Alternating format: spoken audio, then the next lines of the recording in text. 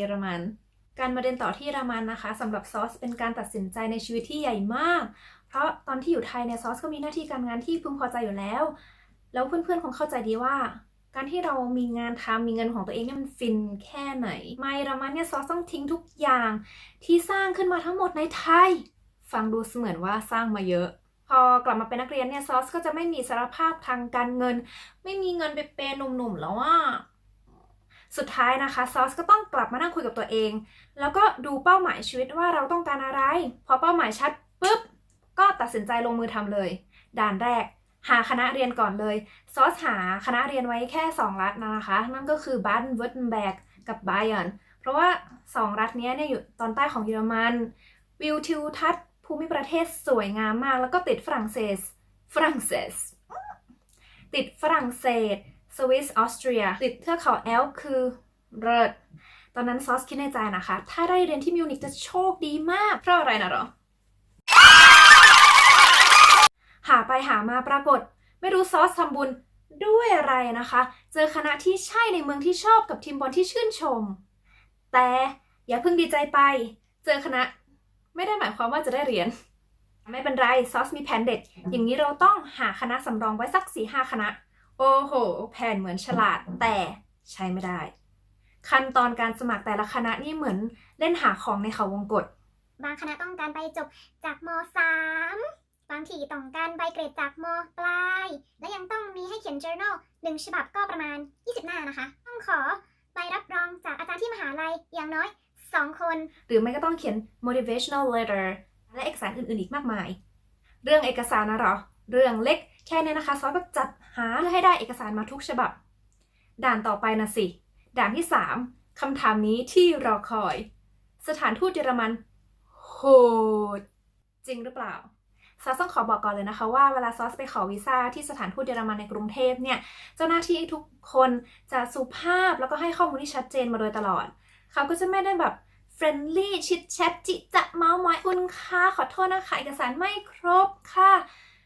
เขาก็ไม่ได้จะมาเป็นเพื่อนเรานะคะนึกออกปะอันนี้ซอสก็เข้าใจนะคะเขาก็มีงานที่เขาต้องทำแต่วันนั้นเนี่ยซอสไปขอเอกสารให้สถานทูตรับรองเอกสารทั้งหมดที่ซอสขอมาว่าเป็นจริงว่าซอสเนี่ยไม่ได้ซอ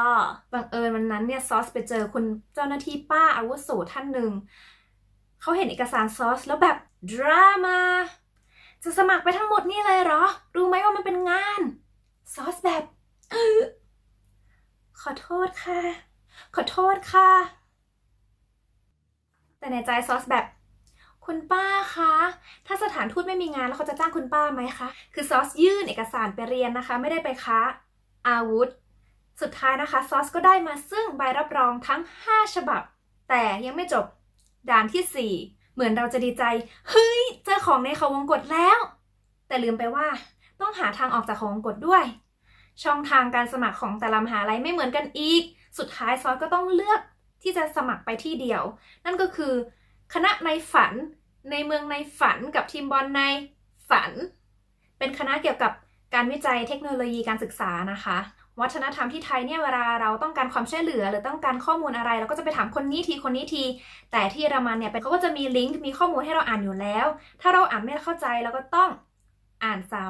ำตอนซอสสมัครใช่ไหมคะซอสก็จะเจออะไรที่ซอสไม่เข้าใจทำไงคะเขียนอีเมลไปหาเจ้าหน้าที่ที่คณะที่เยอรมันนะคะเขาตอบกลับมาด้วย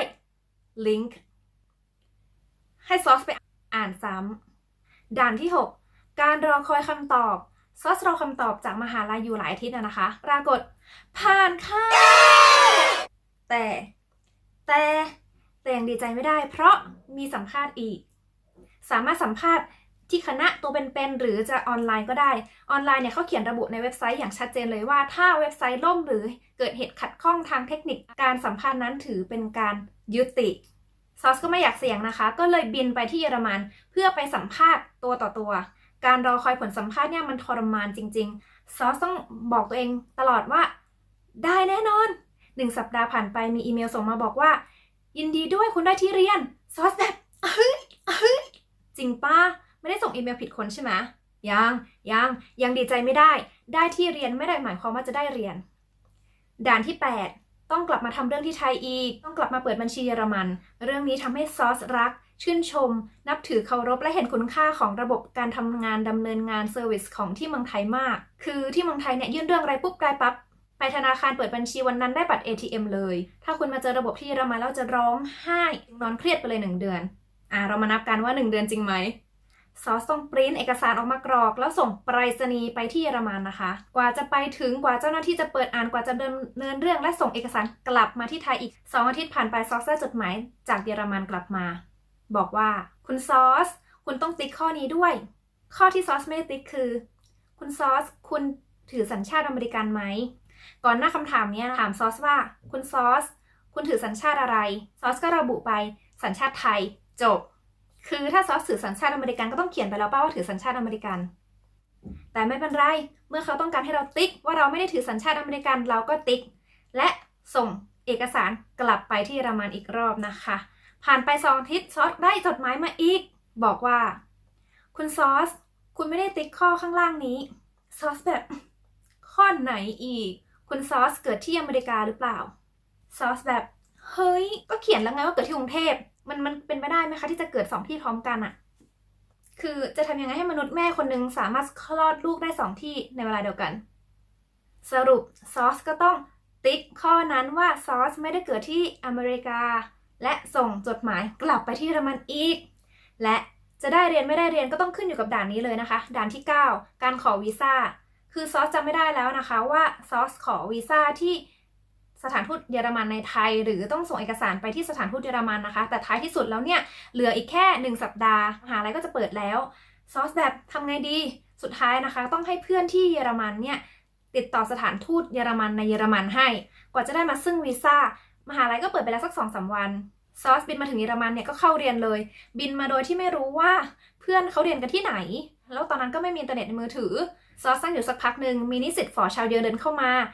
นั่งข้างๆซอสก็เลยถามเขาว่าขอโทษนะคะมือถือมีเน็ตไหมนางบอกว่ามีซอสก็เลยขอนางใช้อินเทอร์เน็ตอะนะคะรู้ไหมคะนางตอบว่าอะไร